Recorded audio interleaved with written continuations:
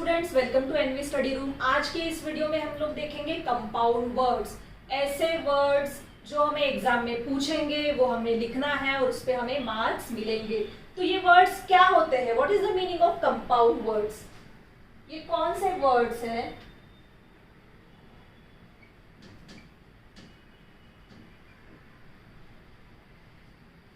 बहुत बार आप लोगों ने ये वर्ड्स सुने होंगे, लेकिन आपको एग्जैक्ट ये नहीं पता कि इन्हीं वर्ड्स को कंपाउंड वर्ड्स बोलते हैं। तो आज इस वीडियो में आपको सब वर्ड्स पता चल जाएंगे जो कि कहलाते हैं कंपाउंड वर्ड्स। तो what is the compound word? तो सबसे पहले तो कंपाउंड वर्ड ऐसे वर्ड है जिनमें एक से ज्यादा वर्ड्स होते हैं, या तो दो वर्ड हो सकते हैं या मोर देन टू वर्ड्स भी हो सकते हैं। तो compound word is a group of words which consist more than 2 or 3 words. तो चलो मैं यहाँ पे लिख रही हूं उसका डेफिनेशन, मेरे साथ साथ आप लोग भी लिखना स्टार्ट करो। A compound word is a word which is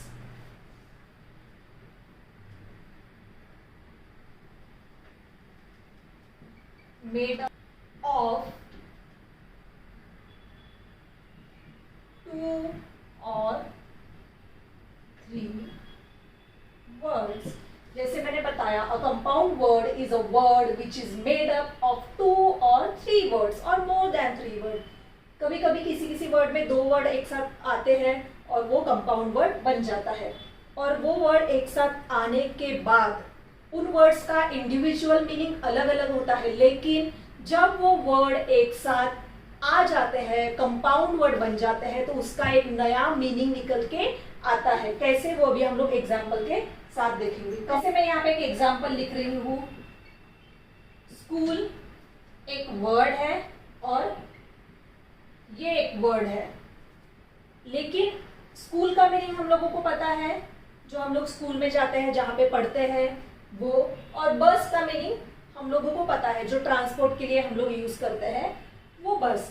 तो इन दोनों के मीनिंग इंडिविजुअली अलग अलग है, लेकिन इन दो वर्ड्स को अगर मैं एक साथ लिखती हूं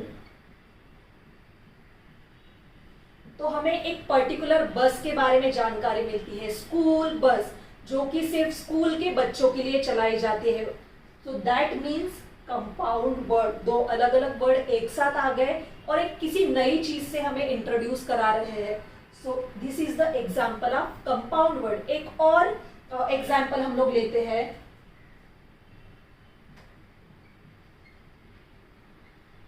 डोरमैट। डोरमैट ये एक वर्ड है, इसमें से दो वर्ड हम लोग अलग निकाल सकते हैं। एक वर्ड हो जाएगा डोर और दूसरा वर्ड हमारा हो जाएगा मैट। सो हम लोग को पता है कि डोर का मीनिंग क्या होता है, दरवाजा, जो सबके घरों में है। उसके बाद मैट, मैट का भी मीनिंग हम लोगों को अच्छे से पता है। सो इसके इंडिविजुअल मीनिंग अलग अलग है, लेकिन इसको अगर हम लोग साथ में लिखे तो उसका मीनिंग लिमिटेड हो जाता है, एक पर्टिकुलर उसी चीज के लिए यूज करने वाला वर्ड वो बन जाता है। तो ये एक एग्जाम्पल है कंपाउंड वर्ड का। तो इस कंपाउंड वर्ड के भी 3 टाइप है। जितने भी वर्ड कंपाउंड वर्ड्स में आएंगे वो 3 कैटेगरीज में डिवाइड होते हैं। हमें कहीं पे उनकी कैटेगरीज पूछी नहीं जाती है, लेकिन फिर भी मैं वो तीनों टाइप आपको यहाँ पे बताऊंगी।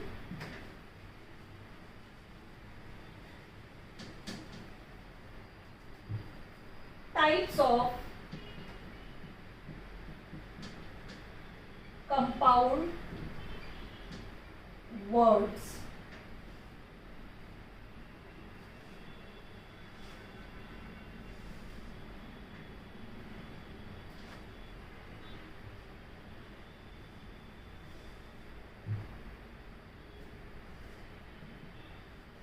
यहाँ पे हम लोग देखेंगे types of compound words. Compound words के कौन से टाइप है, जो भी मैंने एग्जांपल के साथ अभी आपको समझा के दिया, वो सारे वर्ड्स किसी ना किसी कैटेगरी में आते हैं। तो वो कैटेगरीज कौन सी है? सबसे पहले तो है ओपन कंपाउंड, उसके बाद है क्लोज्ड कंपाउंड, और उसके बाद है हाइफनेटेड। कंपाउंड्स। सो जितने भी कंपाउंड वर्ड है वो ये तीन में से एक ना एक कैटेगरी को बिलोंग करते हैं। तो सबसे पहले है ओपन कंपाउंड। जैसे मैंने स्कूल बस का एग्जाम्पल लिया, स्कूल बस, ये लिखते समय हम लोग दोनों वर्ड इंडिविजुअली ही लिखते हैं, उनको एक साथ मर्ज करके बिल्कुल नहीं लिख रहे, लेकिन उसका मीनिंग चेंज हो गया। लेकिन सिर्फ वर्ड को हम लोगों ने ओपन रखा है, वर्ड को हम लोगों ने एक साथ मर्ज करके नहीं लिखा है, वर्ड्स को हम लोगों ने ओपन ही रहने दिया है, इसीलिए उनको हम लोग बोलेंगे ओपन कंपाउंड। इसके साथ और एक वर्ड आ जाता है आइस क्रीम। इसका अलग अलग मीनिंग देखोगे तो आइस का मीनिंग अलग है, आइस मीन्स बर्फ, और क्रीम का मीनिंग अलग है, क्रीम का एक डिफरेंट मीनिंग हो जाता है। लेकिन अगर आइसक्रीम को एक साथ लिख लिया तो हमें जो खाने वाली आइसक्रीम है वही याद आती है, उसका मीनिंग चेंज हो जाता है। लेकिन इसको लिखते समय हम दो वर्ड को इंडिविजुअली लिख रहे हैं, लेकिन उसका मीनिंग हम लोग एक साथ ले रहे हैं। So that is open compound words. इसी के जैसे होते हैं क्लोज्ड कंपाउंड, जो लिखते समय हम लोग एक साथ लिखते हैं। तो उसका एक वर्ड आ जाएगा क्लासमेट।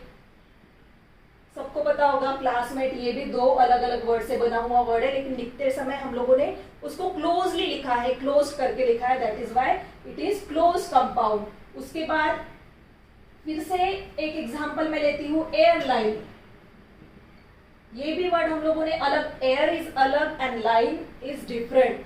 सो लिखते समय इसको हम लोगों ने क्लोज फॉर्मेट में लिखा है, एक साथ मर्ज करके लिखा है to form a compound word. So airline is a closed compound because it has written closely, it has merged together. उसके बाद थर्ड टाइप जैसे मैंने बताया हाइफनेटेड। तो जिन भी वर्ड में बीच में हाइफन दिया जाता है वो सारे वर्ड्स होते हैं हाइफनेटेड कंपाउंड वर्ड। तो सबसे पहले मैं लिखूंगी यहाँ पे short lived. Short is a different word, lived is a different word, but we have written it together with the help of hyphen. That is why it is hyphenated compound word and it has individual meaning when it is separate, but when we combine it by the hyphen it has one different meaning. Short lived। उसके बाद फिर से हम लोग लिख सकते हैं दूसरा वर्ड मदर इन लॉ। तो ये भी एक हाइफनेटेड वर्ड है बिकॉज बीच में हाइफन दिया है, और तीनों का इंडिविजुअली मीनिंग डिफरेंट है, लेकिन एक साथ उसका मीनिंग अलग हो जाता है। तो इस तरीके से काफी वर्ड्स आप यहाँ पे ऐड कर सकते हैं और अपनी कंपाउंड वर्ड की खुद की एक लिस्ट वहां पे बना सकते हैं। मैं कुछ वर्ड्स और ऐड करके देती हूँ और आप भी मेरे साथ यहाँ पे लिखना स्टार्ट कीजिए। क्लासरूम, उसके बाद है फुल मून, उसके बाद है कॉफी मग, उसके बाद है रियल इस्टेट। ऐसे कई सारे वर्ड्स आप यहाँ पे ऐड कर सकते हैं, देयर इज नो लिमिटेशन। उसके बाद क्लोज्ड कंपाउंड में हम लोग देखेंगे keyboard,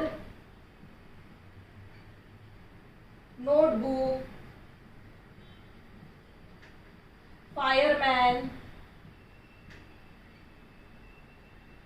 book store. Keyboard, notebook, fireman, books. These are the words which we have written closely in the closed format.